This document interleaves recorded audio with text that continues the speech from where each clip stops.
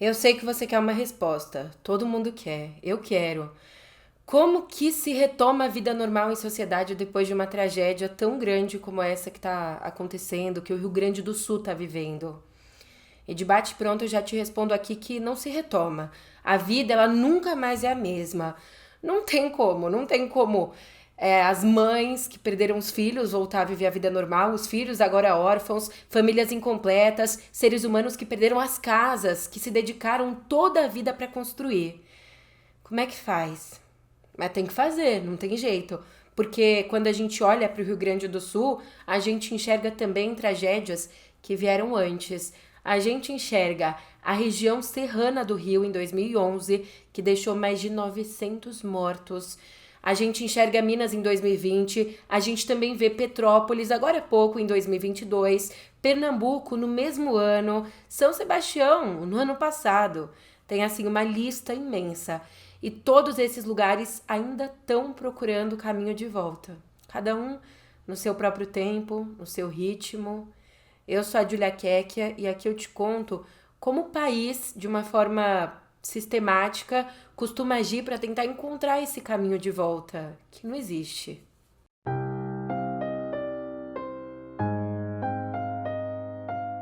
Olha, na nossa Constituição existe uma lei que trata exatamente disso. É a Lei 12.608, que institui a Política Nacional de Proteção e Defesa Civil, dando, portanto, as diretrizes sobre o que fazer, primeiro, para prevenir, claro, e depois para lidar com situações de desastres. Para isso, a lei elenca algumas etapas: prevenção, preparação, resposta e recuperação. E é importante ressaltar que essas etapas, elas coexistem e sempre devem se entrelaçar. Não é porque a gente está pensando aqui na resposta, nas medidas de resposta, que a gente vai se esquecer da prevenção. Aliás, nesse ponto da prevenção, a gente sabe que pouquíssimo foi feito. Eu posso mais falar aqui do que não foi feito do que foi feito. Só no ano passado, o Rio Grande do Sul passou por pelo menos 4 eventos climáticos extremos que causaram 80 mortes. Mas não foi o suficiente para que grandes medidas de prevenção fossem tomadas. E se você quer ir ainda mais fundo, entre 2015 e 2023, ano passado, o governo federal reservou algo entre 0,01% e 0,03% do PIB para o principal programa previsto no orçamento voltado à gestão de riscos e desastres naturais. E reservou, hein? O que não quer dizer que foi aplicado. O valor desembolsado mesmo é bem menor. E infelizmente não tem como apontar um culpado. É muito fácil quando a culpa ganha um rosto, né? É mais tranquilizante. Mas o descaso aconteceu antes, bem antes. Nesse período dos dados, aconteceu no governo Dilma, no governo Temer, no Bolsonaro e até agora, no novo governo Lula. Bem, junto com a prevenção, nesse meio tempo, vem as ações de preparação, que são todas aquelas que destinam a preparar os órgãos, o setor privado, até a comunidade, para caso um desastre aconteça, garantir a resposta correta, que vai minimizar ao máximo os danos causados. E entram aqui a capacitação, o monitoramento e até a implantação daqueles sistemas de alertas. Mas não faltaram, você sabe, não faltaram desastres para sacudir, dar um tapa de realidade, mostrar que o que tem sido feito até agora não é o bastante. Por isso, nesse momento, essa cena de guerra se repete. Agora, políticos de todos os cantos, espectros políticos, sobrevoam o Estado, prometem verbas bilionárias, prometem que a vida do povo vai voltar à normalidade. Mas sempre acaba se repetindo. E já tá feito. O desastre aconteceu. Por isso, a próxima etapa tem que vir rápido. E é a etapa que diz respeito às ações de resposta, que incluem todas as medidas emergenciais de socorro e assistência às famílias afetadas. Cuidou das famílias, depois que o pessoal está em segurança, passa a se pensar no retorno dos serviços essenciais. E quem tem a competência por essa primeira etapa, assim, no primeiríssimo momento, é o município, que tem que estar muito preparado para lidar com essa situação da melhor forma e o mais rápido possível. Não sendo o suficiente, cabe a ele acionar as outras instâncias de poder, além de mobilizar e organizar as empresas, as ONGs, os voluntários, quem quiser ajudar. Aí, dependendo da proporção do desastre, essa etapa pode levar dias, semanas e até meses inteiros. E é exatamente o que a gente está vendo agora. Inclusive, com relação à proporção, as tragédias são caracterizadas em 3 níveis. Nível 1 são as que apresentam danos humanos consideráveis, mas que dá para contornar localmente. As de nível 2 são mais graves, mas ainda dá para se virar com os recursos locais. No máximo, complementar com os recursos estaduais e federais. Mas no nível 3 o bicho pega. São os desastres caracterizados por mortes, isolamento da população, interrupção de serviços essenciais, interdição ou destruição de casas e infraestrutura. Você já viu em qual caso o Rio Grande do Sul se encaixa, né? E por isso, no nível 3, é reconhecida a situação de emergência ou estado de calamidade pública. Com esse reconhecimento, com essa decretação, se abre uma gama de possibilidades para o apoio do governo federal à região afetada. E entram aqui apoio financeiro, material, logístico, envolve a ação de vários ministérios. Por exemplo, além de toda a ajuda imediata, na última quinta-feira o governo anunciou uma lista de medidas de socorro na ordem dos 50 bilhões, que vão ser empregados em várias frentes. Pensando nas famílias, o programa prevê 758 milhões de reais para antecipar o pagamento do abono salarial, o que deve beneficiar 705 mil trabalhadores de carteira assinada no estado. Na prática, o que vai acontecer? Vai cair mais cedo o pagamento de até um salário mínimo a empregados que atendem aos requisitos do programa, já que, seguindo o calendário normal do pagamento, esse bônus ele é dado no mês do aniversário do trabalhador, o que vai ser substituído então por um pagamento antecipado. Quem estava sem emprego recebendo seguro-desemprego vai contar com a liberação de 2 parcelas adicionais desse benefício.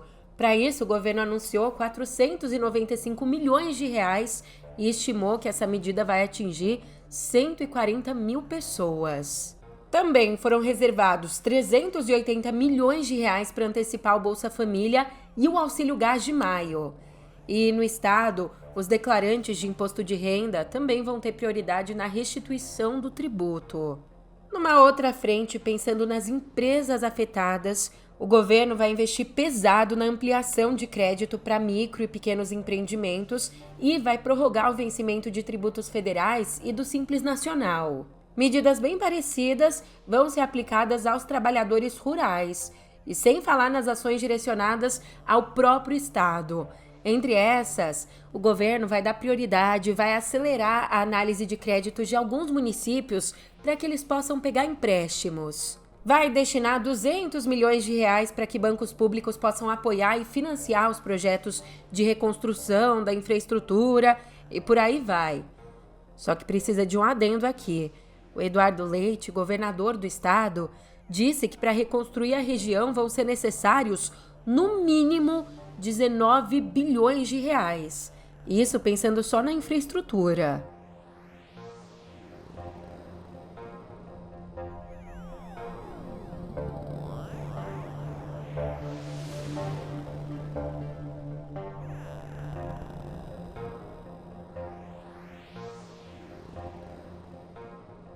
Então, finalmente, chega a etapa de recuperação, que abrange um conjunto de ações de caráter definitivo, visando o longo prazo.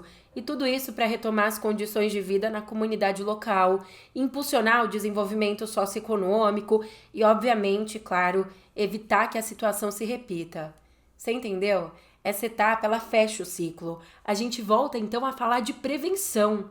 Prevenção que é permanente, tá? Aliás, muita coisa deveria ter sido feita com relação a isso e não foi. E tem que ser feito daqui pra frente. Tipo, não tem como a gente pensar que quando a água baixar, as pessoas vão voltar pras casas e viver normalmente, em segurança. Não. É fundamental, nesse caso aqui, a elaboração de cartas geotécnicas de aptidão à urbanização. Parece um palavrão, né? Mas elas são imprescindíveis, exatamente porque são elas que, elaboradas cruzando os índices de previsibilidade de desastres e enchentes, são elas que dizem se um terreno pode ou não suportar a vida urbana, garantindo segurança para a população. Outra coisa, não dá só para a gente pensar na grana, no repasse das verbas para a região ser reconstruída. Como todo trabalho de prevenção começa a nível municipal, a gente precisa de pessoas preparadas nas prefeituras, profissionais capacitados para elaborar planos de trabalho, mostrar onde que o dinheiro precisa ser aplicado, por quê, estimar uma demanda. Tendo gente preparada e uma vez elaborados esses planos para reconstrução, quando a gente vai para a mão na massa, o que adianta levantar de novo essas estruturas que foram por água abaixo? Uma alternativa que a gente precisa se atentar é a construção de obras da chamada infraestrutura resiliente, que são aquelas obras adaptadas ao meio, capazes de acomodar os impactos ambientais, absorver, por exemplo, nesse caso aqui, um grande volume de água e, em última instância, resistir aos desastres ou mesmo ter suas partes já feitas para se recuperarem dessas tragédias muito rápido, de um jeito rápido e barato, ou seja, uma forma eficiente. Eu sei que é muita informação jogada assim na nossa cara, que é difícil demais processar, engolir tanta coisa quando a gente vê corpos boiando, bichinhos isolados, toda a região debaixo da lama, mas é necessário entender que esse não é um projeto que vai se estruturar em meses, em anos, num governo, no outro. É, na verdade, isso aqui um projeto de país. Uma nova forma da gente olhar para o meio ambiente, respeitar e adequar a nossa vida em sociedade a ele. Eu tô indo nessa agora. Obrigada de verdade a você que me acompanhou até aqui, que tá interessado. E força, muita força pra gente. A gente pode mudar isso.